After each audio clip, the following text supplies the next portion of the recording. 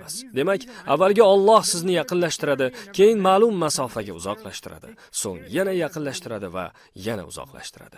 Nima uchun Alloh bizni uzoqlashtiradi? Bu yoqimsiz eshitiladi. Yo'q, bu yomon emas, chunki mening Alloh bilan aloqalarimda ikkita omil bor. Bittasi Allohga yaqinlikdir. Men Allohga qanchalar yaqin bo'lishim kerak. Ikkinchi omil esa uning menga nisbatan qanchalar uzoq va buyukligini anglab yetishimdir. Tushunyapsizmi? Alloh biz uchun juda buyuk zot, lekin u shuningdek biz uchun do'st ham. Shunday emasmi? Va mening uning buyukligiga bo'lgan munosabatim do'stga bo'lgani kabi munosabatimdan farq qiladi. Do'st bu vaqtingizni birgalikda quvnoq o'tkazishingiz, har qanday mavzuda suhbat qurishingiz, nimalardandir shikoyat qilib yig'lab olishingiz mumkin bo'lgan kishidir. Endi faraz qiling, mamlakat podshohi bilan qanday munosabatda bo'lasiz? Vaqtingizni chog' o'tkazib, o'zingizni erkin qo'ya olasizmi? Unga shaxsiy sirlaringizni ayta olasizmi? Yo'q. Siz podshohning qarshisida bo'lsangiz, sizni qo'rquv, qandaydir haqirlik egallaydi. Siz o'zingizni nihoyatda bosiq, vazmin tutasiz. Podshohning sizning ustingizdan hukmronligini tan olasiz. Bu orasi juda ham katta masofadagi munosabatlardir. Ha, biz qirollikda yashamaymiz va qirollar bilan muomalaga kirishmaymiz. Shuning uchun sizlarga yanada yaqinroq misol keltiraman. Maktabdagi sinfni tasavvur qiling. Ustoz va o'quvchilar. Ustoz oltin o'rtalikni topa olishi kerak. U o'quvchilar uchun bir paytning o'zida ham do'st, ham avtoritet, obro'li shaxs bo'la olishi kerak. Agar ustoz hamisha do'st bo'lsa, o'quvchilar uning boshiga chiqib oladi. Gaplariga mutlaqo quloq solishmaydi. Men buni boshdan o'tkazganman. Men dars berardim va o'quvchilarim uchun yaxshi do'st bo'lishga urinardim. Lekin bu ish bermadi.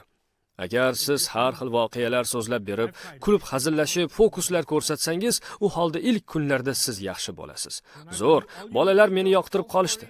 Endi bizning darslarimiz zo'r bo'ladi deb o'ylaysiz. Biroq navbat darslarga kelganida ular gapga kirmaydi. Tajribasiz o'qituvchi sifatida bolalar bilan qanday ishlaganim hali ham yodimda. Bu 3-sinf edi. Men ko'plab qiziqarli narsalar qilardim. Bolalar esa kulib, baqirib, qarsaklar chalardi. Sinfga kirib kelayotganimda ular xursandligidan baqir-chaqir qilib yuborardi. Bunday paytlari direktor ko'pincha hammasi joyidami deb so'rardi. Men esa ha, albatta, hammasi yaxshi. Biz shunchaki xursand bo'lyapmiz deb qo'yardim. Maktab dasturiga ulguryapsizlarmi ish qilib? So'rardi direktor. Ha, shunchaki avval o'quvchilar bilan munosabatlarni yaxshilab olmoqchiman. 2 kundan keyin esa o'zimga o'zim bo'ldi. Endi bolalarni o'qitishni boshlayman deb o'ylardim. Sinfga kelib, bolalar, darsliklaringizning 10-sahifasini oching derdim. Bolalar esa, yo'q, o'sha kungi qulog'ingiz bilan qilgan fokusingizni yana qaytaring, stolda raqs tushib bering, yana bitta qo'rqinchli voqea aytib bering. Yo'q, bolalar, endi dars qilishimiz kerak. Ular endi mening gapimga kirishmasdi. Men hamisha ularga do'st bo'lishimni xohlashardi. Tushunyapsizmi?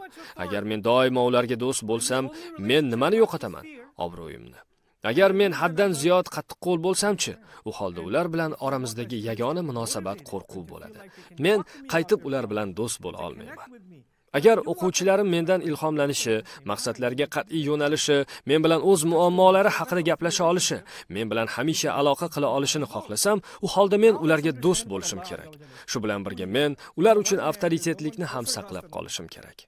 Sog'lom munosabatlar tabiati shunday, unisi ham, bunisi ham talab qilinadi. Keling endi tushunib olsak, Alloh biz uchun kim? U bizga kim bo'ladi? Bir tomondan Allohdan ham ko'ra yaqinroq hech kimimiz yo'q. Agar insonni Alloh bilan bog'laydigan yagona munosabat shu bo'lsa, unda bemalol o'zimizni bo'sh qo'ysak bo'lar-kanda. Bunday holda odamlar Alloh bilan har qanday odatiy mavjudot bilan bo'lgani kabi munosabatga kirishish mumkin deb o'ylab qolishadi. Yo'q, bunday emas. Unutmang, siz Alloh bilan muloqot qilmoqdasiz. Chegaralarni unutmasligingiz kerak. Albatta bizning u bilan yaqinligimiz, unga nisbatan muhabbatimiz, bog'liqligimiz bo'lishi kerak. Biroq uning oldidagi qulligimiz, haqirligimiz ham yo'qolib qolmasligi kerak. Nasroniylarda bu muammo ancha uzoq muddatdan buyon davom etib kelyapti. Ayniqsa katoliklarda. Chunki katolitsizmda Allohning buyukligi juda muhim aspekt.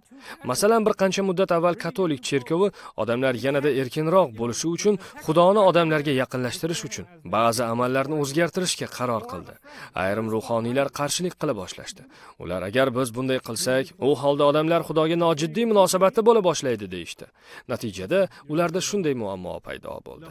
Xudoni yo mutlaq hokim deb, yo bo'lmasa do'st deb e'lon qilish kerak. Qur'ondagi yechim esa eng ajoyibidir. U sizni Allohga tobora yaqinlashtiradi, lekin o'zingizni haddan ziyod qo'yib yuborib, taltayib ketmasingizdan avval u bizga to'xta. Sen Alloh bilan munosabatga kirishyapsan. Osmonlar va yerdagi barcha narsalar unga tegishli deb eslatib turadi.